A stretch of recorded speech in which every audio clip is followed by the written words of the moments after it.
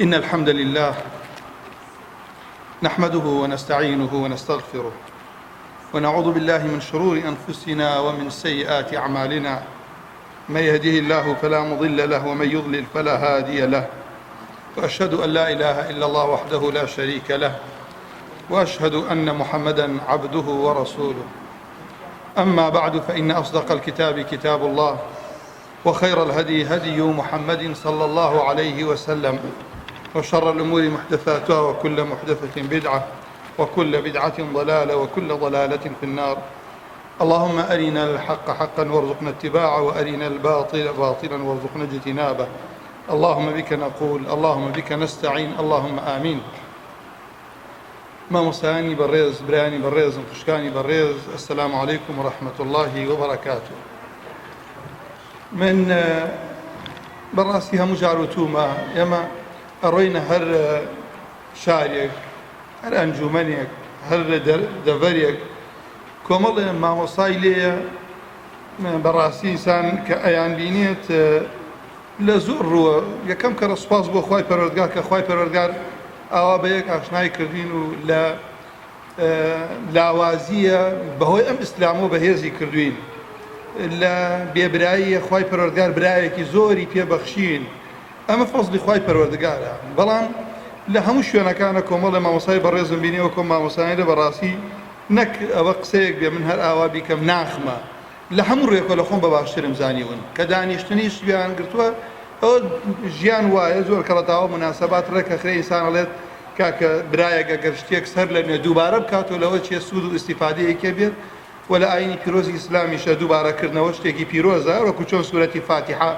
لە ڕۆژێکە حەڤەت جار واجبە دووبارەیکەینەوە. و جاری واشەوە کەسێ وەکو ئیمامی عومەر چەند ئاستی بەرز بووە لە مردنی پێغەمبەر صلی الله علیه وسلم هەندێک ئایەتی بیسوتی وا ئەزانم ئێستا دابەزیوە. لە تکرارە ئینسان جاری وایە برایە خوشکێک احتیمالە هەر یەک لە ئێمە بەهۆی لاوازیمانەوە لە بەشێک لە ژیانە گلەیمان لە خۆمان هەبێ بناڵێنین بەدەستیوە. بەس جاری وا هەیە وتارێک لە 5 دقە ئەو ئاەتت لەبەر بووە، ئەو فەرمودەت لەبەر بووە، خۆت بۆ خەڵکیشت باست کردووە، بەس ئەبێتە مای گۆڕینی ژیانت. بۆیە جار کەڕەتاوە الحەمدوللا کە مسلمانان ئەوە پێکۆدانیشین و کۆبین و مامۆستایەک برایەک لە دوورەوە دێت. تەنها ئەوەیەتانە لە شتێکی تازەیە ئینسان پێکەوە مەجلیسێکی خێر ئەوە دروستکەین، بەڵکم بۆیە زادێ بۆ قیامەتمان ببێ بە چرایەکیش لە ژیانی ڕۆژانەمان بزانین چۆن هەنگاو بنین. چونکە بەڕاستی ئیشکردن چەند گرنگە، ئەوە نەش گرنگە بۆ خوا بێ. چەند گرنگە بۆ خوا بێ، ئەوە نەش گرنگە بەپێی شەرعی خوا بێت. ئەمە ئەبێ ئاگامان لێ بێ خوای پەروەردگار کردەوەیەکی ئەوێ بەپێی شەرعەکەی خۆی بێت، و کردەوەیەکیش ئەوێ خوا بۆ خۆی بێت. ئیتر ئینسان بەس نەفسی خۆی تێکەڵ بوو، وەکو مامۆستا سەید من لە زۆر شوێن باسم کردو، خوا بە شەید وەری بگرێ، ئەفەرمێت لن يصلح يا لا يصلح لحمل هذه الأمانة الكبرى من بقي في نفسه لنفس أرب. شایستە نییە ئەم ئەمانەتە گەورە کەسانی هەڵیگرن بەشی نەفسی خۆی ما بێتەوە. ئەمە یانی ئینسانی مسلمان مەرجی وەرگرتنی ئیشمان ئەوەیە خۆت لەبیرکەی بۆ خوا بێت کە ئیشیش بۆ خوا بوو. من ئایسا لێرە هەڵەیە بکەم یەکێک لە ئێوە بۆم ڕاستکەنەوە، ئەوێ زۆر مەمنونتانە بم، چونکە بۆ خۆمەم نەکردووە. من لێرە هەڵەیە بکەم هەر بە نەسیحەتێک، هەر ئامۆژگاریە. اینجا ئەگەر زانین برایەکی تر قسەیەکی باشترەکە ئەبێ پێم خۆش بێت. جا لێرەوە ڕۆ بەناو ئەو بابەتە کە مامۆستایانی بەڕێز خوشکە بەڕێز دەکەن. من زۆر خۆشحاڵم کە الحەمدوللیلا ئێمە پرسیارێکتان لێکەم، کامان خزمی پێغەمبەری صلی الله علیه وسلم، کامان پێغەمبەری ئازیز صلی الله علیه وسلم با بڵێم هەر لە خەویشە لەوە چێ نەمابینی بێت. لە پاش 1000 ساڵە دنیا گەرم بێ، سار دەبینیە خوشکێک باش خۆی پۆشتاکات لەسەرەوە شوعابایەک هەندێک زیادریش ئەڕات، یعنی دەموچاوی خۆشی داپۆشێ بەرەوەی زیاتر لە خێزانەکانی پێغەمبەر بچێ صلی الله علیه وسلم. برایەک بە هەمان شێوە ماندووبوونی، نەبوونی، ئێشکار، کرێکاری، نەخۆشی، تەکلیفی ئەولاد، وەزیفە، هەموو شتێک. بەڵام لە سەروی ئەمەوە ئیش ئەکاڵێ ئەم دینی خوای پەروەردگارە، ئەم قورئانە خوا بۆ ئێمەی ناردووە. لە ناو ماڵی پێغەمبەر نوحە کوڕەکەی ئەم هیدایەتەی وەرنەگرتووە. لە ناو ماڵی پێغەمبەر ئیبراهیمە باوکی ئەم هیدایەتەی وەرنەگرتووە. ژنی پێغەمبەر نوح وەری نەگرتووە. پێغەمبەری خوا صلی الله عليه وسلم ئەو هەموو هەوڵەی دا لەگەڵ مامیە ئەبوو طالب ئەو ئیمانەی وەرنەگرت کابوو حکمەتەکەی نازانین بۆ خوای پەروەردگار ئێمەی هەڵبژاردۆ شوێن کەوتوی دینەکەی بیت ئەمە شکری ئەوێ من حتا پێشەوەی بڕۆمە سەر بابەت ئەمە شکری هەوێ شکری نەکەی دوور نییە لە دەستی بدەیت قورئان ئەومان بۆ باسەکە فەرمێت خوای پەروەردگار عەز وجەل واتل عليهم نبأ الذي آتيناه آياتنا فانسلخ منها أي محمد باسو بسرهاتي أو كسيان بوبك كيما آيات بلغو علمي خماما في بخشي بلام كأمليها تدرو تماشاكن فانسلخ شون مار لتوكي خوي دي تدرو شون لقريز حرمتهم بو جنابتان كقصاب يكتيك كحيوانك سر أبريت لبيستكي داخل دريكات ئەم پیاوەکە لە علم هاتە دەرۆ کەوابوو چواردەورت بە تەقوا و بە علم و بە عەمەل نەبوو ماڵێکی ئاسان ئەبی پیاوی یا ئافرەت بۆ شەیتان ڕاوت کات کە ئەم هاتە دەرۆ شەیتان ئەم پیاوەی چی لێ کرد وای لێ کرد لە جای ئەوەی شکری نیعمەت بکات ڕوبەڕووی جێشی پێغەمبەر موسا بووە سەڵات و سەلامی خوای لێ بێ وای لێ کرد پیلانی بۆ بێ باوەڕان دائەنا چۆن یەکێ لە ئەوانێکی ئەوتی کاکە بڕۆن خوارڕقێتی لە فاحیشە و زینا با جەیشی موسا ئافرەت بنێرن با فاحیشە بکەن بەڵکو خوا تەییدیان نەکات خوای گەورە دوایی سوبحاندی با فمەثەلوه کەمەثەلی الکەلب خوا پەنامام دات ئین تەحمل عەلەیه یەلهث ئەو تەترکه یەلهث خوا سوبحاندی با سەگ کەوابوو هەتا هەندێک لە زانایان ئەڵێن تیشترین ئایەت سەبارەت بە زانا ئەم ئایەتەیە کەوابوو لێرە مەبەستم با بگەڕێمە سەر ئەوەیە کە ئێمە خوا هیدایەتی داوی خوای پەروەردگار عەز وجەل کە باس لە ئیشکردن بۆ ئیسلامەکە کە بابەتەکەی ئەم شەومانە نێر و نێی وەکو یەک باس کردووە والمؤمنون والمؤمنات بعضهم أولياء بعض وظیفەیان چییە يأمرون بالمعروف وينهون عن المنكر ويقيمون الصلاة ويؤتون الزكاة ويطيعون الله والرسول أولئك سيرحمهم الله إن الله عزيز حكيم جاء بكيشمس خوای گەورە فەرمێ والمؤمنون والمؤمنات برابر زەکانە خوشکەکانە جیاوازی لە بەینی مؤمن و مسلمە هەیە کاتی خۆی ئەڵێ محەممەد الفاتح پرسیارێکی کرد لە قاضیەکی زەمەنی خۆی زۆر سقەی بە علمی بوو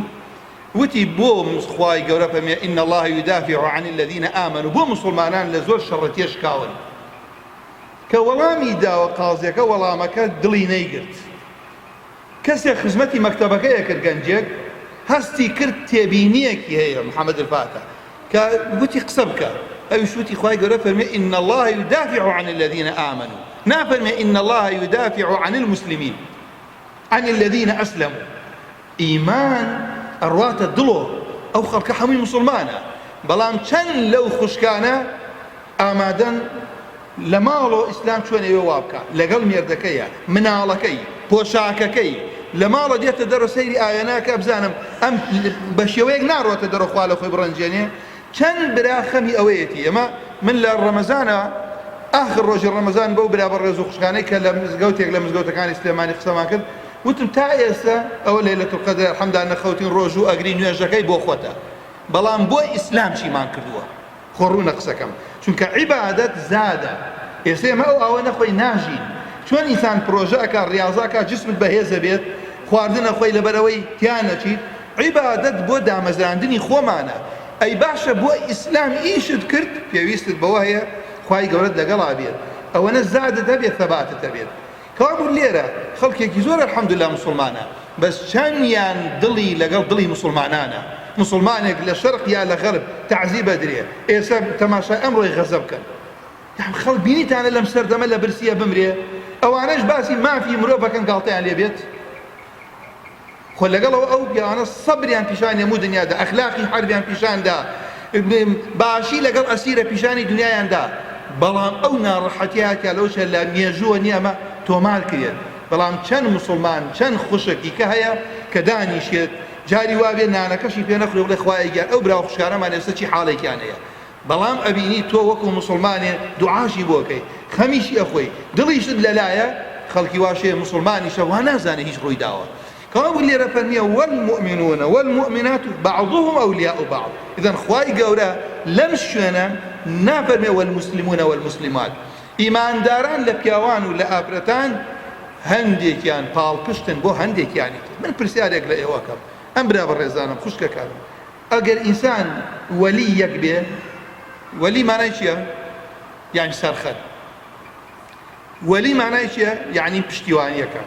وەلی مانای چییە؟ یعنی محب خۆشەویستی یەکن پرسیار لەم برا خوشکانەی خۆمەکەم ئەگەر ئێمە بۆ ئیمانداران ئەم ئاەتە بمەوێ جێبەجێی کەم جارێ لە قۆناغی موسلمیەوە بڕۆم بۆ ئەهلی ئیمان ئیمان لە دڵما بێ بمجوڵێنێ کە ئینسان بگەینە ئاستی ویلایەت من بە هیچ شێوەیە کێشەیشم لەگەڵ برایەکمە هەبێ خوشکێ ئافرەتێکی خوشکێکی تریشی ناڕەحەتی کە عەزیەتی بدا ئەم لەخوا ئەترسێت چونکە ئەوە خوشکێتی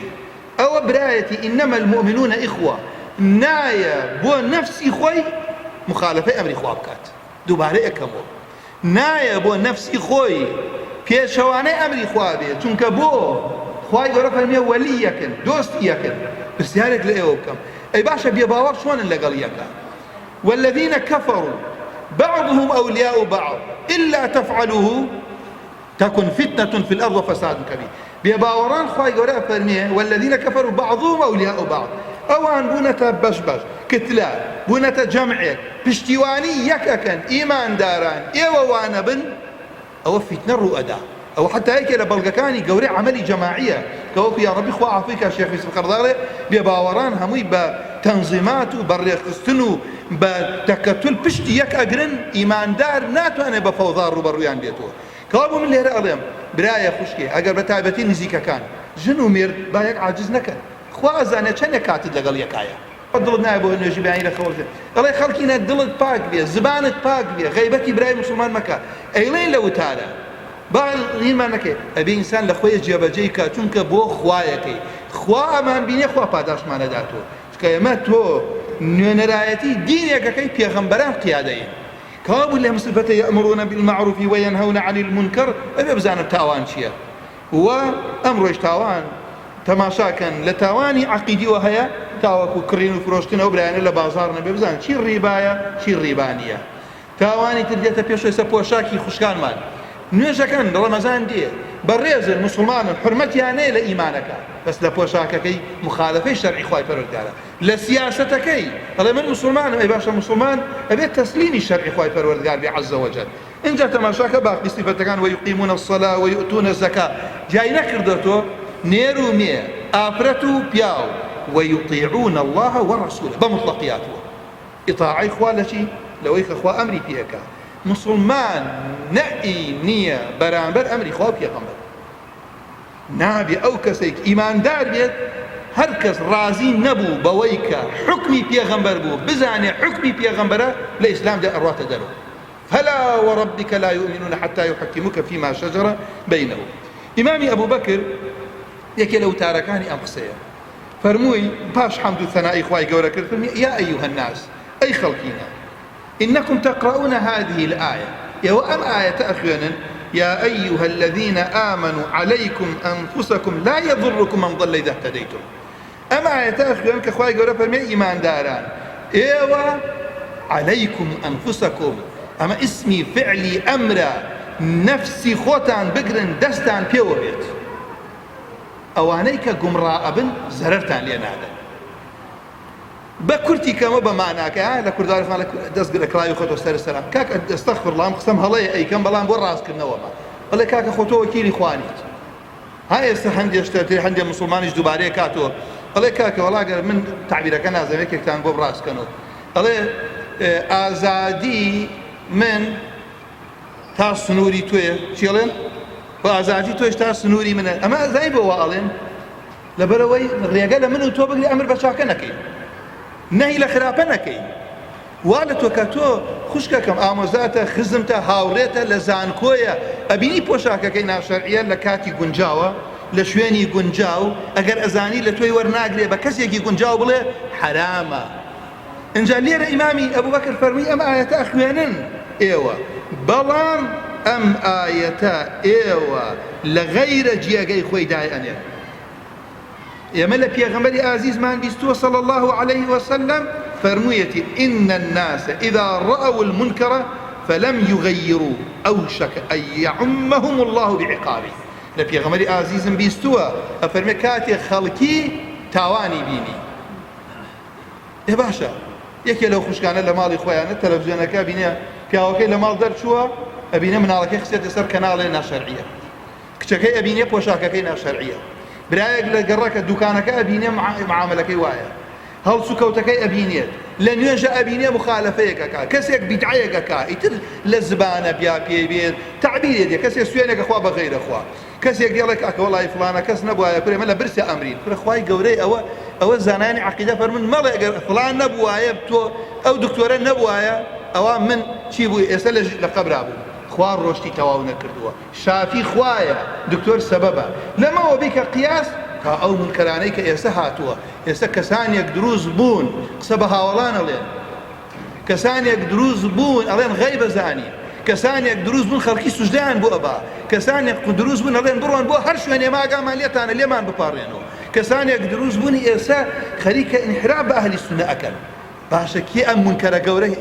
وەزیفەی کێیە؟ هی من و تۆیە. چەند خۆشە ئەمە فەزلی خوایە. برا بەڕێزەکان ئێستا ئێمە دانیشتوین باسی قورئان و سونەتەکەین، ئەو خوشکانە هەر سوپاسی خوا بکە خوا کوڕێکی پێداوە بۆتە سەبەبەوەی باش لە ئیسلام تێ بکەیت، خوا مێردێکی پێداویت بۆتە سەبەبەوەی کە تۆ باڵاپۆشەکەت باش بێت، خوای گەورە خێزانێکی پێبەخشیویت مناڵەکانت لە شەرع پەروەردە ئەکات. ئیسلام غەمە، ئەمە گەورەیە نیعمەتە تۆ ئیسلام هەمت بێ. والله هەموو کەس یان قورئان فەرمی ئەفەڕەئەیتە من اتەخەذ ئیلاهەه هەوا، هیوا هەیە پەرستراوەکەی ئارەزووی خۆیەتی، هیوا هەیە دینار و درهەمە، هیوا هەیە تاغوتێکە، بەڵام تۆی مسلمان ئەمە کەس نازانە کەش دنیا بەجێڵین. ئەم قورئانە خەبی تۆیە. ئێمە تەمەنمان ئەڕوا بەخوا بە پیری بێ یا بە گەنجی، ئەگەر نەبوون ئەوەی سەدانی شۆگەر نەخۆشین، ئەگەر قەرزارین، ئەگەر لە خانووی خۆمانان نین، ئەگەر مناڵمان نییە، ئەگەر کچە مێردی نەکردە، کوڕە ژنی نەیەناوە، ئەوەی حەزی لێکەی دەست ناکەوێ، دنیا زۆر کەمە، مەتاعێکی زۆر کەمە. لە ئینسانی ئیماندار لە پاش مردنی ئەگاتە پاداشت، ئەوە ڕۆژی عەمەل و پاداشتە، ئەوە دڵمان بەوە خۆش بێ. بۆیە کەوا بوو ئەم ئایەتە کە ئیمامی فەرمی لە پێغەمبەری ئازیزم بیست، فەرمی بەڕاستی خەڵکی منکەر تا منکەر هەموو شتێکە کە خوا پێغەمبەر پێی ناڕازی بێ، کە منکەریان بینی ئەفەرمێ نەیگۆڕن ئەو کاتە نزیکە عقابی خوای گەورە هەمووی بگرێتەوە. باشە پرسیارێک لەم برا خوشکانەی خۆمەکە. ئاەتەکە فەرمێ چی؟ عەلەیکم ئەنفوسەکم. هێمانای وایە ئەمە زانی زۆر ماناکەی وەربینێ ئێستا خەڵکی وایەتێک لێکە کرە کاکە وەڵای براوە ئەو دووبان خوازە کاکە نابینن هەمویان قسە بەیەکەڵێن، ئێمە نازانی حەق لەکوێیە، عوزر بۆ خۆی بەچی ئەڵێ تۆ ئیش نەکات هەڵەی من کاکە گیانەوە تەماشای ئیسلامیەکان کە تەماشای کچی فڵانە مەلا بکە. قورئانە فەرمێ ئەگەر تۆ وا دانێ و خەڵکە گومڕایە، تۆ وا دانە کاکە ئەمە دەستە دروست کراوە، خۆت چیەکەی بۆ ئیسلام بۆ قیامەتی خۆ عەلەیکم ئەنفوسەکم، دەی کاکە تۆ ئەوە بە ئەو خەڵکە هەمووی نەیاری ئیسلامە، تۆ بێرە مەیدانەکە باش بە عەلەیکم ئەنفوسەکم. ئەی نەفس بە چی چاکە بێ؟ وایە نەفس بۆ چاکە بێ ئین الله لا یغەیر ما بقوم حتى یغەیروا ما بأنفسهم. با ئینسان نەفسی خۆی بگۆڕێ، خێزان و ماڵەکەتە گۆڕێ، میلەتەکەمان ئەگۆڕێ، دەروی خواییمان بۆتی ئەو کەسەی کە خۆمان ناخمان بگۆڕێ. باشە قوا ئەنفوسەکم و ئەهلیکم نارا، کە عەلەیکم ئەنفوسەکم یعنی چی بوون؟ واجبات جێبەجێ بکەین. عەلەیکم ئەنفوسەکم یعنی منکەرەکان تەرەکەین، عەلەیکم ئەنفوسەکم یعنی ئەمر بە چاکە بکەین، عەلەیکم ئەنفوسەکم یعنی نەهی لە خراپە بکەین. مانای وان نییە عەلەیکم ئەنفوسەکم من پاڵدەوە کە من عیلاقەم چی و خەڵکە گومڕا بووە. ئێ باشە نەیانانی ئیسلام دژی ڕیش، دژی حکمی خوا، دژی سەرپۆشن، دژی عەدالەتن. بەچی من پێم ناخلیسکێت، چی وا لە منەکە من پێم نەسکێت تەماشاکەن. لا يضركم من ضل إذا اهتديتم. إذن أوي أمان باريزيت هداية، هدايتش أو تاني دست برداري أم دين نبي أقامان لخومان بيد أكوابو حركاتي دنيا هرچيبو تو بود نية پشتال كيلا جبجي كردني أم دينه. بو آخر زمان يسمن بسياركم آياتي كيا باقربان ولا تلقوا بأيديكم إلى التهلكة، وايا برسيار تانيكم ولا تلقوا بأيديكم إلى التهلكة. أم آياتا أم كان تفسيره هي کەسێ هەموو ماڵەکەی ببەخشێت شەرع وای نەوتۆ خۆی خستە تالوکەوە نەفەقەی ماڵ و مناڵەکەی نەدات وایە کەسێکیش هەر ماڵ نەبەخشێ زەکات نەدا خۆی خستە تالوکەوە ئەم سەر و ئەو سەرەکەی کەسێکیش بۆ جیهاد پارە سەرف نەکا هەم خۆی خستە تالوکەوە ئەم ئاەتە ئێستا خوێنمان ڕۆژگارێک دێت خەڵکی پێغەمبەری خوا فەرمێ صلی الله عليه وسلم کاتێ بینیتان خەڵکی هەر یەکە شوێنی هەوا و ئارەزووی خۆوتە ئەڵێ ئەم ئاەتیان خوێندەوە یەکێ لە ئەسحاب فەرمی پرسیارم کرد لە خەبیر لە رسول الله صلى الله عليه وسلم سەبارەت بەم ئاەتە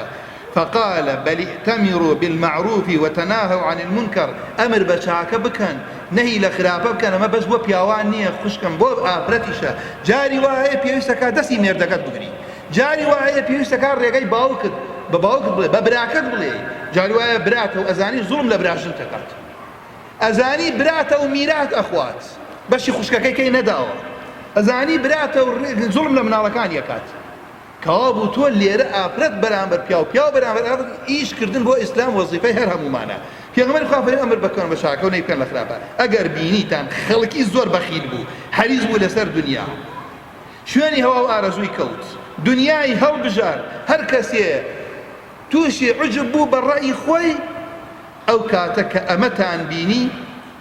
فعليك خويصة نفسك ودع أمر العوام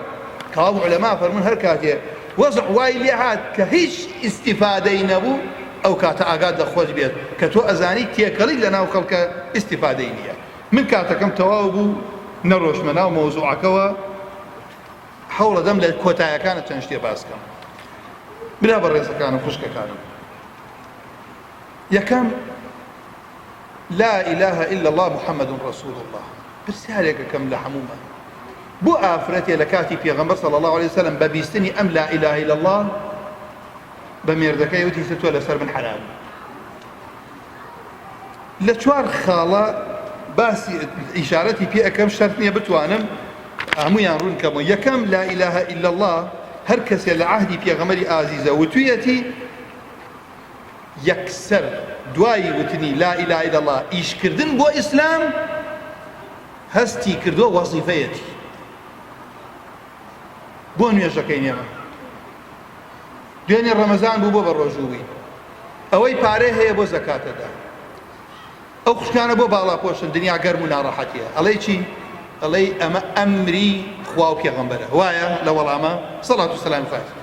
ئەی خوشکەکانم ئیشکردن بۆ گەڕانەوەی شەرعی خوا وەزیفەی موسڵمانە یانە براکانم کەوا بوو ئەیانت لا إله إلا الله علەما ئەفەرمووی یەکسەر هەستیانەکە سەرباسی ئیسلامە یەک هەستی پێ ئەکرد یەک نمونەی بەسیتان بۆ هێنم و باسەکەی دیێ دێڵم بۆ خۆتان یەکێک لەوانە قسەی توفەیلی کوڕی عەمر ئەم پیاوە ئەڵێ من شاعر بووم عاقڵی ناو قەومی خۆم بووم گەورەی قەومەکەی خۆم بووم هاتمە مەکە کە ڕۆژمە مەکە ئەگەشتمە هەر کەسیان کاکە لە مەکە نەخۆشیەک بڵاو بۆ تۆ ئامان تووشی نەبی لەبەرەوەی ئێمە کوڕ لە باوک جیا بۆ تۆ ژن لە مێردی جیا بۆ تۆ برا لە برا عاجز بووە نەخۆشی چییە محەممەد سحریە ناوە ئەڵێ وەڵڵا وایان لێ کردم طبعا ئەمە ئێستا هەیە ئەم شتە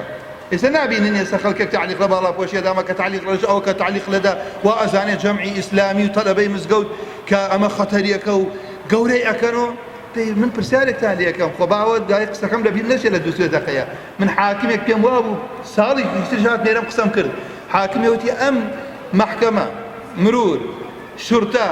زیندان قەرزاری تەلەبەی مزگەوتە قەرزاری ئیسلامیەکانەتی بۆ وڵی ئەو کوڕی لە مزگەوت پەروەردە بووە دایک و باوکی عەزیەت نادا ئەوەی لە مزگەوت پەروەردە بووە نادا لە ترافیک لای ئەوەی لە مزگەوت پەروەردە بڕێ لە کچی خەڵکی ناگرێ ئەوەی لە مزگەوت پەروەردە بووە چەخۆ ناکێشێ لە باڵ ئەوەی لە مزگەوت پەروەردە بوو عارەق ناخوا زۆر شتی ورد زیندانەکان ئەمانەی تیان نییە بەڵام ئەوانی کەن ئەنجا لەو لاوتم دەیبێت تۆ شەوەی بۆ زیاد کە ئەوەیشی مهندسە خیانەت لە جادەکە ناکە ئەوەی دکتۆرە جاری وا بۆ دکتۆرەکان ئێمە زۆرن یەک و دوانین وەڵڵا نەخۆش پارەی نییە خۆیان لە ژێر پارەکەی بۆ سەرفەکەن پارەکەی بۆ ئەگەڕێنە دواوە من دکتۆرە ئەناسم ئافرەت کە بینیەتی ئافرەتەکە پێویستی بە خوێنێ و کەس نییە خوێنی باتێ لەو لا ڕۆژەوەک سەر خوێنەکەی خۆی بۆ ناردووە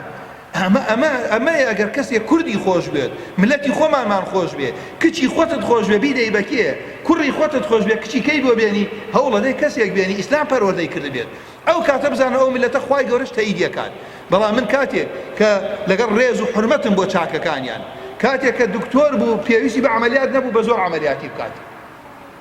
کاتێک کە مهندس بوو لە بینا و جادە و بارەکە ئەوە نەڵێ کە خوای گەورە ئەیکات، کەوا بوو خۆم بوومە دوژمنی خۆم. جا لێرە مەبەستم ئەم هەموو بۆتانە شەکرێت بۆ مسلمانان. لێرە ئەم پیاوەی شەڵێ وەڵڵاهی من لۆکەم خستە گوێم لەبەرەوەی نەوەکو قسەی محەممەد بچێتە گوێ بۆ کاریگەریم لەسەر بێت. ئەڵێ بەڵام ڕۆشتم بۆ نزیکە کەعبە سێرەکە محەممەد نوێژەکە، ئەوەی ئەوان نەیانویست بیبیسم خواویستی بیبیسم، هەندێک قسەی چوە گوێ. دەیوتم لە باری دایکت بچی، تۆ شاعری قسەی جوان و خراپ لە یەک جیا ئەەکەی تۆ، باشە بۆی گوێ لە محەممەد ناگری بزانم هەڵێ شوێنی کەوتم تا ڕۆشتە ماڵەوە. ڕۆشتم محەممەد قسەی نەیارەکانتم بیست حەزەکەم قسەی تۆ ببیسم. پێغەمبەری خوا صلی الله علیه و سلم خۆ هەر دووشتە دعوە دووشتە قورئان و سنەت، فعل و قولی خۆی سنەتەکەیە ئەوەی کە قورئان چەند ئاەتێکی بۆ خوێندەم وتم والله لەمە شیرینترم نەبیستووە، لەمە ڕاستترم نەبیستووە، لەمە عەدلترم نەبیستووە. ئادەی محەممەد ئەی پێغەمبەری خوا شایەتمانی هێنا ئەمە قسەکەمە ڕێگام بدە ئیمان بێنن من بڕۆمە بۆ قەومەکەی خۆم دەبانیان کە بۆ ئیسلام بە یەک جەلسە. ئێستێمە قورئانمان لەبەرە جاری وهەیە اینجا لە دوایەوە سار دەبینەوە بە یەک دانیشتن. وتی ڕێگام بدەڵێ ڕۆشتمە باوکم بینیتم باوە لێم نزیک مەکەرەوە لەبەرەوە من تەبەڕام لە تۆ لەسەر دینی من نیت، خێزانم هات وەلامتم نەخێر من لە تۆ نیم تۆ لە من نیت. تا یەک دوایی لە فەتحی هینگەڕاوە کاتێ لە مەدینە موسڵمانان سەرکەوتن 80 ماڵی لەگەڵ خۆی تۆبەی کردبوو. ئەمە لە یەک جەلسە. لە کۆتایی قورئان باسمان بۆ کات پێغەمبەر یعقوب وەفاتەکە کۆتایی وەسیەتی چییە؟ وەسیەتەکات چی لە پاش من ئەپەرستن ها بینیتانە ئەوەڵی ئیسلام مردنیش پێغەمبەری یوسف لە زیندانە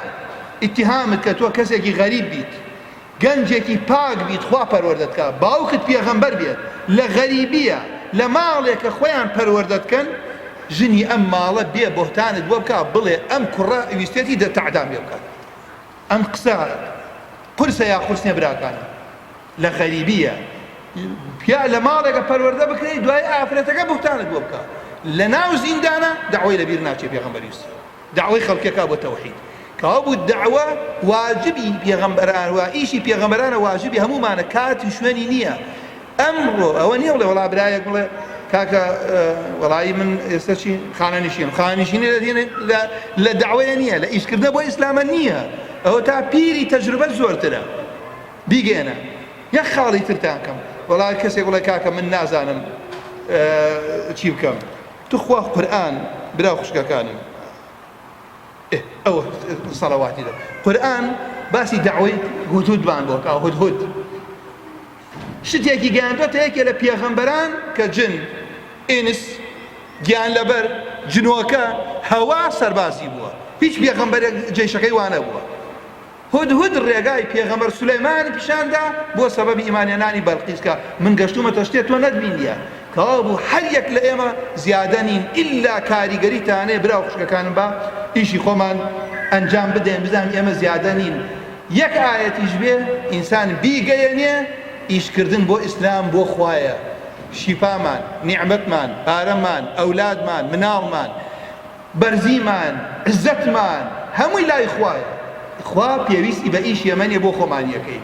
وەک کۆتا قسەم ئەڵێ مامۆسایەکی بەڕ ڕێکەوتە مەجلیسێک دیارە کۆمەڵی خەڵک بوون زۆر دوور بوون لە دینەوە ئەڵێ پیانوت مامۆستا گۆرانیەکمان بۆ بڵێ وتی وەڵا من گۆرانی نازانم کۆمەڵێک گەنج و دوور بوون لە دینەوە دەڵێ شعرێکمان بۆ بڵێ وەڵا شعریش نازانم ئەی بەس دەرئات وتی قسەوشیان وتی وەڵا کتێبێکم پێگەر وایە حەزەکەم قسێکتان بۆ بکەم ئەڵێ ڕیاض ساڵحینی دەرکرد بابی تەوبەی بۆ خوێندنەوە هەمویان دوور بوون لە دین ئەڵێ مەجلسەکەمی تۆبەی کرد. جاری وایە خوشکەکەم بە کەمی مەزانە تۆ بە ئیسلام زۆر سەرت بەرزە مسڵمان نابێ خۆی بەکەم بزانێ ئەبێ ئەو کەسەی لە خواوە دوور بێ ئەو غەریبە لە هەر شوێنێک بووی بە ئوسلوبێکی جوان ئەوەنەی کە ئەیزانین دینی خوای گەورە بگەیەنین. من لەبەرەوەی لەوە زیاتر قسە ناکەم شەوگار کورتە و خۆشمان دواکەوتین أقول قولي هذا واستغفر الله لي ولكم سبحانك اللهم وبحمدك أشهد أن لا إله إلا أنت أستغفرك وأتوب إليك. خوای گەورە پاداشی خێرتان داتۆ خوا بۆ خاتری ئیسمی عەظەمی خۆی پاداش یەکێکتان داتەوە بە تایبەتی ئەو برانەی کە ئەم مەجلسەیان ڕێخست. اللهم اقسم لنا من خشيتك ما تحول به بيننا وبين معاصي ومن طاعتك ما تبلغنا به جنتك ومن اليقين ما تهون به علينا مصائب الدنيا. اللهم متعنا بأسماعنا وأبصارنا وقوتنا ما أحيتنا واجعل الوارث منا. اللهم لا تجعل مصيبتنا في ديننا ولا تجعل الدنيا أكبر همنا ولا مبلغ علمنا ولا تسلط علينا بذنوبنا من لا يخافك ولا يرحمنا. يا ربي خويا بو خاطري اسمي عظمي خوت يا شلون لي ركوه كردت لباش كومان كيتو. يا ربي خويا بو خاطري اسمي أعظمي خوت هيك لأيما نخوشي لإيمان مان لبدن مان لدل مان لجسم مان داودك خوش شفاء مان دي بو خاطري عظمتي خوت. يا ربي خويا أو مال كيشة مانية مشكلة مانية لنا راحتي لمال معنا هي داود يكين دروي خط من ودا بزيني يا ربي. يا ربي خويا أو من قرزاري أو من نبوين يا رب العالمين بالرزق خدني أنا بريش تسر معنا. خويا أبو خاطري اسمي عظمي خد هر مالي نخوشية هر مالي من دالي نية يا ربي خويا برقا من نالي صالح عمدي تيشفاي نخوشي عمدي. خويا أبو خاطري اسمي عظمي خد مسلماناني غزة سرخي. خويا أبو خاطري اسمي عظمي خد ثباتي عن بيا ببخشي. خويا أبو خاطري اسمي عظمي خد ديني مسلمان لهر شو أنا أزادي كي. يا ربي خويا نخوشي مسلمان وزامداري مسلمان لهر شويني يا ربي خويا شفاء خوتي وداب زيني. اللهم آمين. أقول قولي هذا واستغفر الله لي ولكم. سبحانك اللهم وبحمدك أشهد أن لا إله إلا أنت أستغفرك وأتوب إليك. والسلام عليكم ورحمة الله وبركاته.